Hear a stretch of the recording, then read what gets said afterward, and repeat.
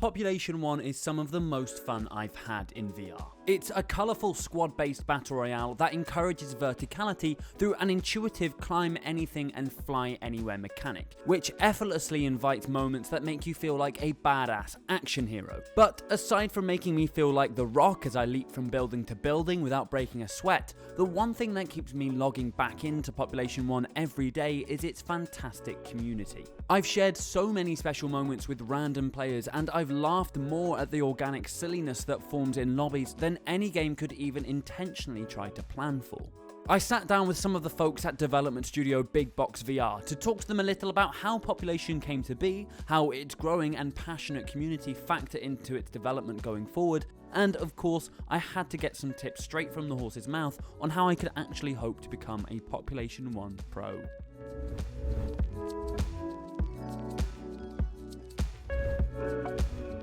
Given the meteoric success of the Battle Royale genre over the past few years, it could be easy to assume that Population 1's ambition was simply to translate the genre to VR. Although it turns out that the team at Big Box were independently discovering the genre alongside Battle Royale's early forerunners. We started development before PUBG even came out. And so we were kind of basing some of our inspiration was, I think it's like DayZ was like a lot of the inspirations. I want to climb through the weeds and like sneak up on somebody, and the whole idea of like survival and being pit against the environment or pit against the world was like the inspiration behind it. And so we were well under our way underneath that format. And then PUBG came out and I was like, holy cow, like we're going in the right direction. Look at this title that just came out. Yeah. And then Fortnite came out. So it's like a series of things validating our decisions. But it was interesting because when we built it, like it was like in the era of like H1Z1 and DayZ, like that was the time frame. It was only while experimenting with how to accommodate for VR's typical playstyles that the developers organically discovered the genre's rule set. We're experimenting with different formats. We're experimenting with, team-based, Team Fortress, Overwatch style. We're trying the deathmatch style. We tried H1Z1 type. We just tried different types. But Battle Royale is a way to quickly get people to, interact within a time frame. So one of the things that we want to make sure is that when people are playing in VR, the session lengths might be different. Like for example, we know some people stay in VR for like 8 hours straight, right? But generally the session lengths are, hey, let's play for 67 minutes, take off, have a rest, and go in again, etc. So Battle Royale is really good for that, from our perspective, because we're like, hey, let's get people to play these popcorn sessions about 8 to 10 minutes each. You can jump in, have a good time, and the zone really forces you to get into conflict within the timeframes that we want people to engage in, right? It doesn't drag out for 40 minutes, right? So with that, the Battle Royale format just works because it really, really kind of forces you into that specific conflict area that we want. That's kind of like the seed of the entire thing in VR and Battle Royale.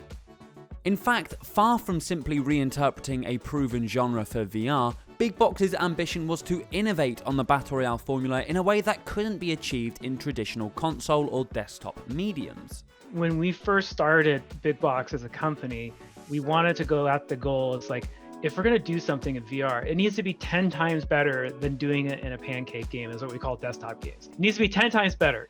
Is it 10 times better? Great, let's do it. If it's not 10 times better, no. And so we really went after that lens of saying like, how can we make the game so much better? And the movement system in Pop 1 is, I think, a big part of it.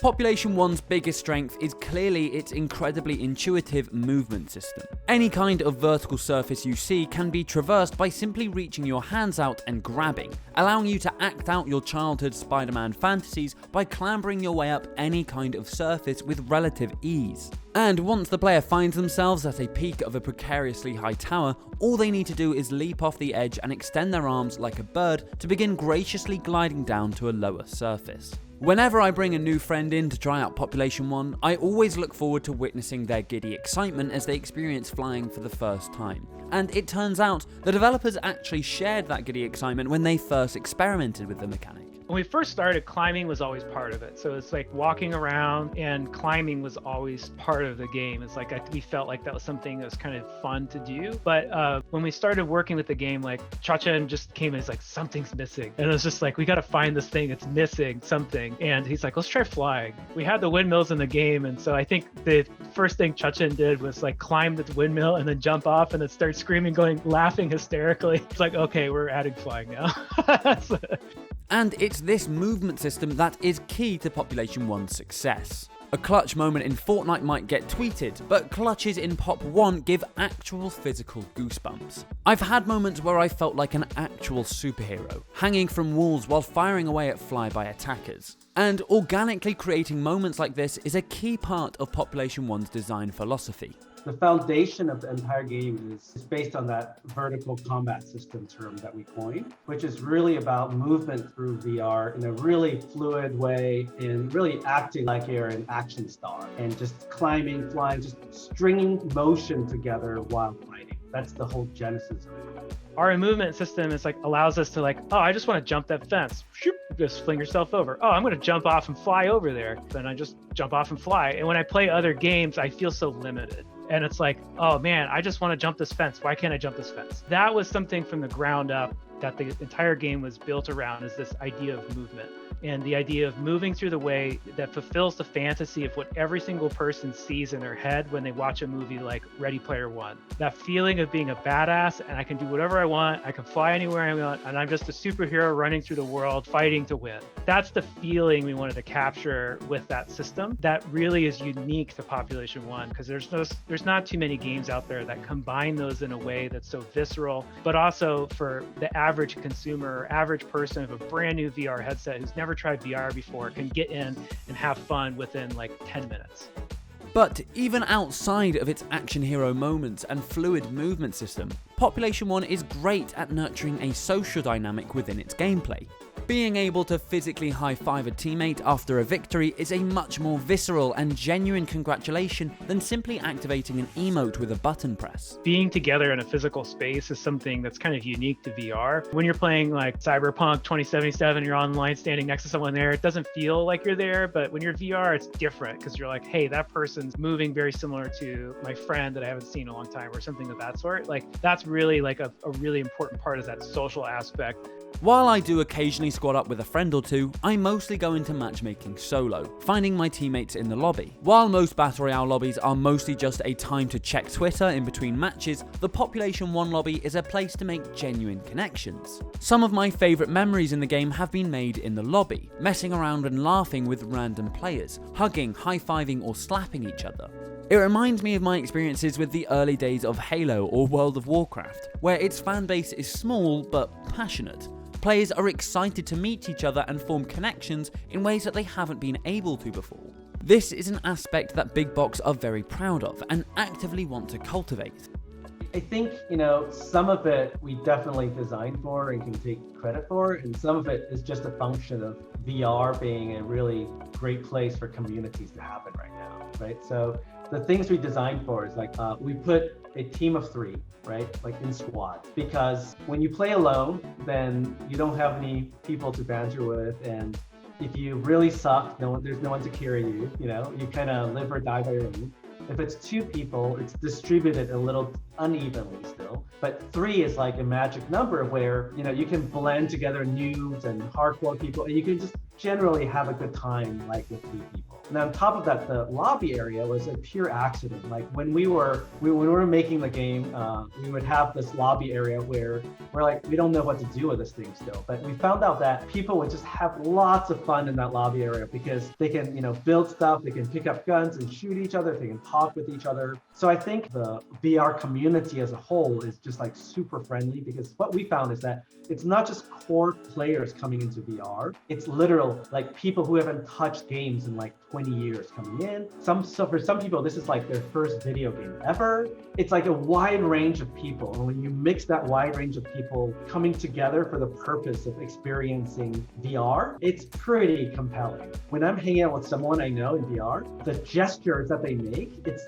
I can see them in their body movements. It's pretty damn cool. So these are the things we really want to focus on.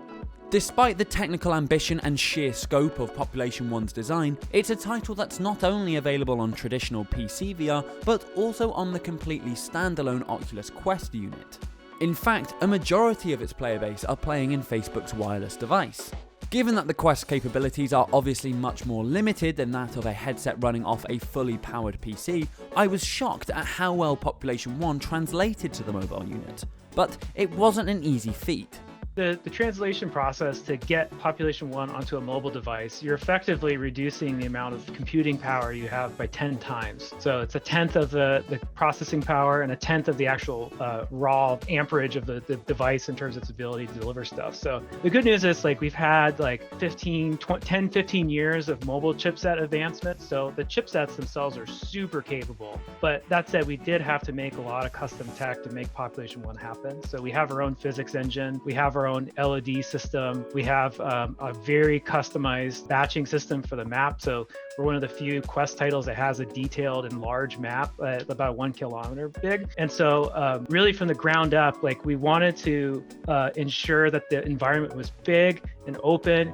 Anywhere you see, you can climb it, you can fly, you can build to it. Anywhere in the world you can go. And so that creates a lot of problems on a technical side in terms of performance. It has to look good, it has to perform well, and it has to look good from every angle on the map. And I think it's like other Quest titles, they tend to take you through corridors and stuff like that, so they can kind of hide stuff that they don't want you to see. So that took the challenge of bringing it to this device and made it that much harder. But we have a great engineering team, and so we developed a lot of proprietary tech that didn't really exist before to make it run on a Quest. And in fact, some of the tech that we use, 2 pieces of technology showed up about 1 month before we started the Quest port, and without that technology, it wouldn't have worked. There wouldn't have been enough power. So we actually use some pretty advanced stuff. So we actually use supercomputing techniques, which is prefetching and cache coherency techniques, which supercomputers use to process immense amount of data in a short period of time. We're actually doing it on your face. So as Population 1 continues to rise up the VR charts, it's currently the 8th top-selling VR title on Steam,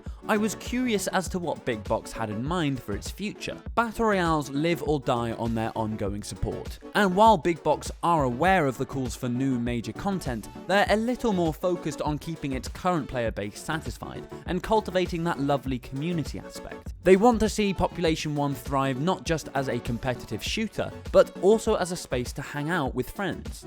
In the short term, it's easy to think about more events and type of weapons and skins, and we are developing a battle pass. So it'll be a culmination of new meta, new weapons, new types of gameplay, all that stuff, right? Even though all those things are super exciting and we love them because they make the game stronger. One of the biggest things we care about is just the community and social. So making sure that the people within the community continue to make friends with each other, to have fun, to have a space they can be super competitive or maybe just hang out and chill. I think doing that in VR is just super interesting. Part of that focus on growing this community can be seen in its new game mode, Bot Battle, which invites players to squad up with friends to blast away at bots in a much more relaxed setting, allowing for players to hone their skills, train new tactics, or even simply just chill out with some bot killing in the background.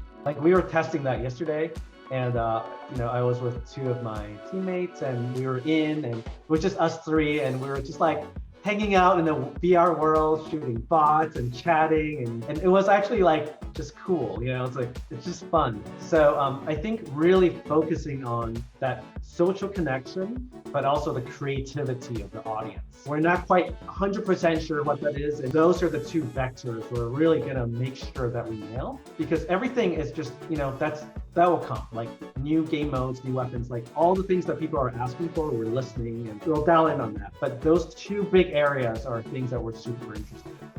And as much as I love Population 1 and everything it's doing for the VR space, I have to admit, I'm nearly always the first of my squad to die. So I had to ask the developers themselves for some tips on how to at least be the second to die. I'll give you some like easy tips that anybody can use. I think it's like just in traditional combat. If you ever watch like the old school military videos and they're like, oh, we got to get to the high ground. In Pop 1, it's the same thing applies too. So if you're up high, it's really difficult for someone to shoot back up at you just because it's uncomfortable to look up that high. But also, if you're shooting down at somebody, you're more likely to get a headshot just because the amount of surface area of that person's body, the head is much easier to shoot at that direction. But also you have a better ability to see like a vantage point of like what's happening. So a great tip is just to build a tower, just go straight up and build and climb that tower all the way up and get a vantage point, or try from a high spot and try and maintain that high ground, because the longer you can maintain it, the better advantage you have. The other thing I've also seen too is like, even though you're the first to die, being a great teammate is also calling out what you're seeing. So even though you're the first to die, it's like, hey, this guy's coming around the corner, you better watch out. Being able to make calls about what's happening around you, so that way your teammate is more likely to stay alive long enough that they can res you, and then you can get back into the fight. Really know the strengths and weaknesses of the weapons, and like get to know one or two guns really well for different situations, because in a traditional game, right, it's a boss D mouse look, it's actually the thinking is the same, but the skills a little different. So holding the gun two-handed, steadying it, looking down the sight, and actually picking the weapon for the distance of engagement, that is pretty critical. Once you learn that, then it's like the meat and potatoes of the game, really.